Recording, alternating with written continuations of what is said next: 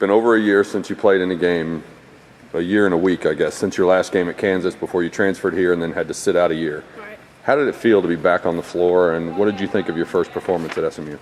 Felt great. I mean, I've been waiting for it for a long time. Been preparing for a year, so I mean, it felt great just to get out there and play. Were you nervous at all before the game? Was it sort of like being a freshman all over again? Not really. I think just that year and a half experience at KU really just, I guess, gave me the experience and confidence to come out here and play today.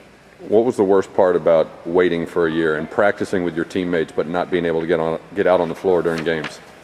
That was probably the worst part, just not being able to play. And I mean, but I became a better practice player during that time, so I used that as an opportunity just to get better and work on my game.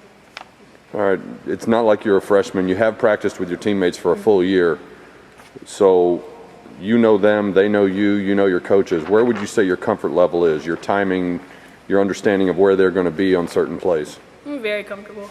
There's still a couple plays that I'm a little iffy about, but I mean, they'll come with time. How important was it for you personally that SMU got a big lead and you were able to rest for a few minutes at the end, since you're after a year layoff, you got your second game coming up in 48 hours? I mean, it was good. It was good to get the freshmen in that usually come in and just play after us. So. You're one game in, but you've got a game Wednesday, another one Saturday. What are the first things, when you look at your performance today, what are the first things you want to try to sharpen up as you get going into your first season here? Probably turnovers, but I just want to continue and try to stay consistent and help my team out. You had a big lead early going into halftime, and then, I don't know if cruise control is the right way to say it, but you held that lead through the second half to the end.